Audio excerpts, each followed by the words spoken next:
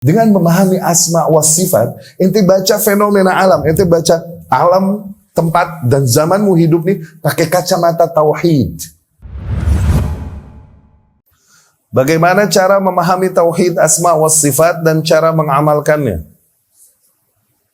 Belajar, ngaji. Tauhid asma wa sifat itu lebih banyak penjabarannya di akidah wasitiyah. Dan habis akidah wasitiyah kemudian di tadammuriyah. Tuh, akidah asma wa sifat mah kata para ulama, oke? Dan kemudian fahami aja, kemudian terapkan di dalam kehidupan.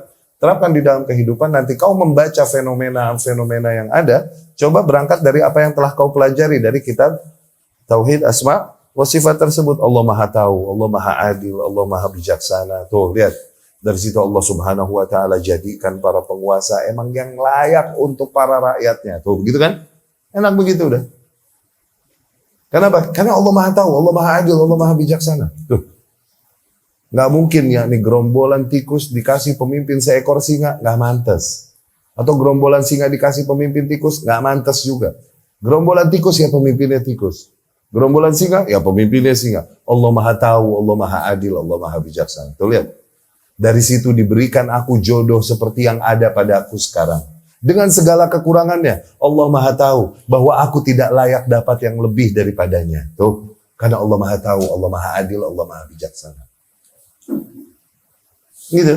Aku ingin perbaikan pada pasanganku, maka aku harus mengusahakan perbaikan dulu pada diriku, baru terjadi perbaikan pada pasanganku. Gitu. Ya kan?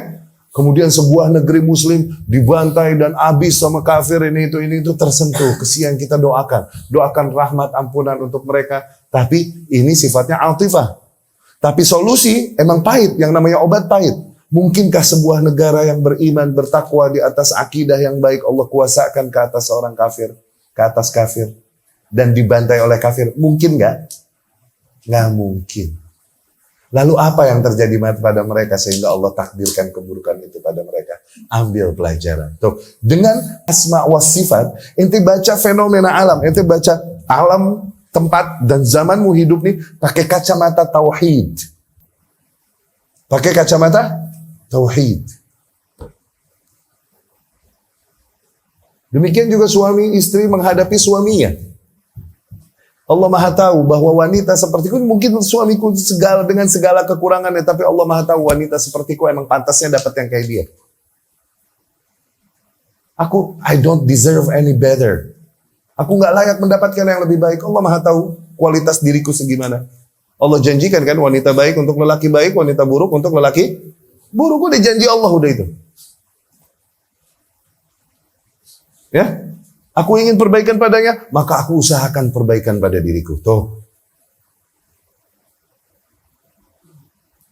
Iya gak?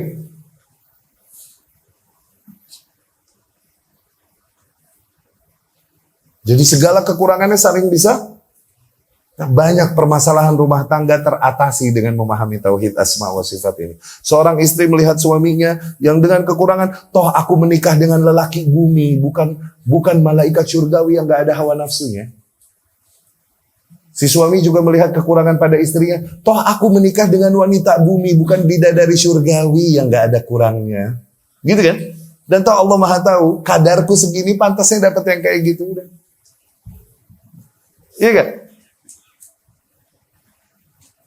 Lakukan perbaikan pada diri. Dengan itu Allah perbaiki pasangan kita, sama-sama meningkatkan kualitas itu. Tuh, lihat. Ada banyak permasalahan rumah tangga teratasi. Kenapa? Memahami tauhid asma wa sifat. Penerapannya di dalam kehidupan sejauh itu. Aku menikah dengan lelaki bumi yang katanya buaya. Ya kan, lelaki kan buaya. Ya kan? Lelaki buaya, perempuan racun. Buaya diracunin ya mati juga bro. Sebahayaan racun sebenarnya.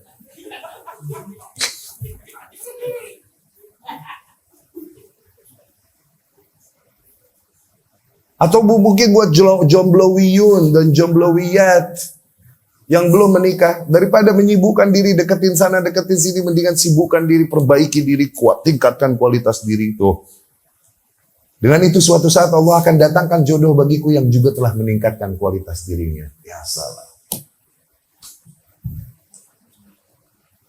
Kenapa tauhid asma wa sifat?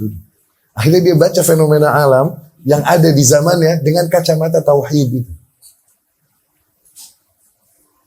Ya? Kenapa Allah takdirkan padaku maksiat? Ya, karena Allah Subhanahu wa taala harus selalu ada hamba-hamba yang memohon ampun padanya supaya terrealisasikan sifat Allah At-Tawwab, Al-Ghafur, Al-Afu. Allah Maha penerima taubat, Allah Maha pengampun, Allah Maha pemaaf. Supaya terrealisasikan Allah bersifat demikian, Allah takdirkan dosa-dosa pada para hamba-hambanya sehingga mereka mengangkat tangan memohon ampun kepada Allah. Sehingga dia tidak putus asa dari rahmat Allah ketika terjerumus ke dalam dosa, atau tidaklah membuat hamba-hamba Allah yang lain memutus harapan mereka karena dosa yang mereka perbuat. Jangan. Bukakan pintu harapan untuk mereka.